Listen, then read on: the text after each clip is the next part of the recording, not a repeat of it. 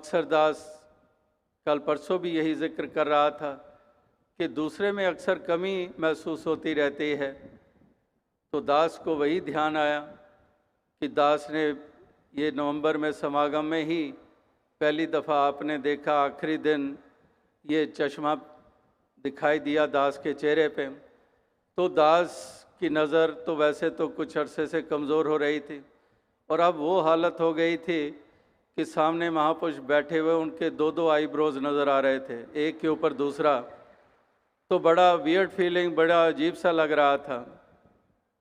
तो वहीं से एक ख्याल मन में आया कि महापुरुषों के तो चेहरे सुंदर हैं, लेकिन मेरी ही नज़र में कमज़ोरी थी, तो इसलिए दो दो नज़र आ रहे थे।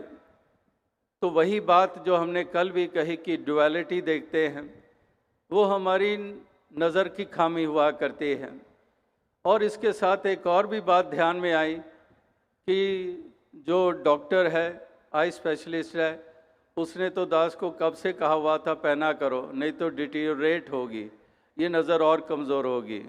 लेकिन दास ने नहीं इस्तेमाल की, क्योंकि दास ने उसको नहीं सुना।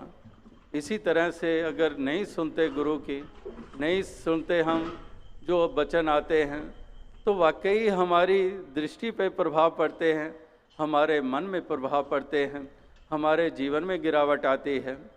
तो इसी प्रकार से इसी अब चश्मे की बात चल ही पड़ी है, तो एक और ध्यान आता है जब जिक्र होता है, प्रभु के दर्शन की बात होती है, धर्म ग्रंथों के पढ़ने पढ़ाने की बात होती है, तो इसके भी बारे में भी महापुरुष कहते हैं कि वाकई ही अगर नज़र है तो ये चश्मा भी तभी सहायक सिद्ध होता है।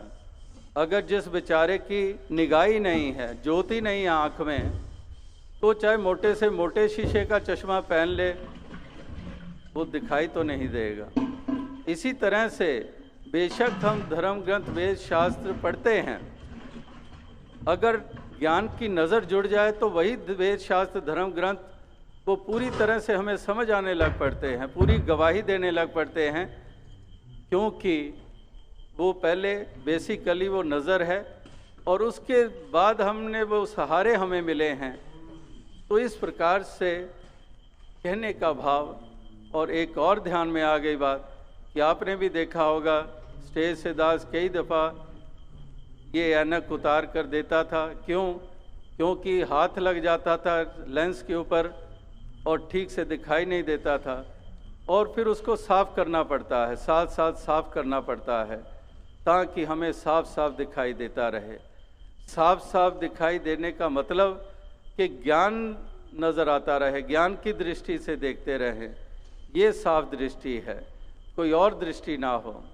तो आओ साथ संगत यही अरदास, यही प्रार्थना दास करता है कि दातार ऐसी कृपा करे, ऐसी दया करे, ताकि सबको ऐसी ही शक्ति दे, ऐसी समझ दे, ऐसी सूझबूझ दे, ऐसा एहसास बख्शे, ताकि सभी इस जीवन के सफ़र को इसी इंसानियत मानवता की डगर पर चलते हुए, गुरमत के रास्ते पे चलते हुए, प्यार प्रीत निम्रता वाली भावना से युक्त होकर इस जीवन के सफ़र को सभी तय करते चले जाएं, शोभा प्राप्त करते चले जाएं।